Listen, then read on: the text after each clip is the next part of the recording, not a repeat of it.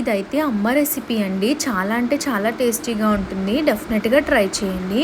First అయితే stove వెలిగించి pressure cooker తీసుకొని వాటర్ వేసుకొని వంకాయ ముక్కలు, టమాటో ముక్కలు, ఉల్లిపాయ ముక్కలు, ఉప్పు, పసుపు, కారం వేసుకొని మూత పెట్టేసుకొని 3-4 విజిల్స్ రానివ్వండి. మెత్తగా అయిపోతుంది. ఈ లోపల మనం పోపుకి రెడీ చేసుకుందాము.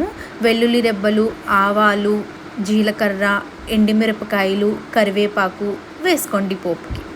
ఈ లోపల విజిల్స్ వచ్చేసిన తర్వాత మెత్తగా పప్పు గుత్తుతో మొత్తం కలబెట్టేసుకోండి.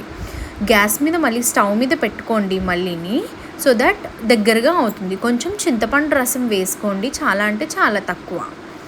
సో దగ్గరికి అయిపోయిన తర్వాత దించేసుకొని మనం రెడీ చేసుకున్న పోపుల్ని వేసేసుకొని ఆయిల్లో పోపు పెట్టేసుకుందామండి. తాలింపు వేసేసుకుందాము.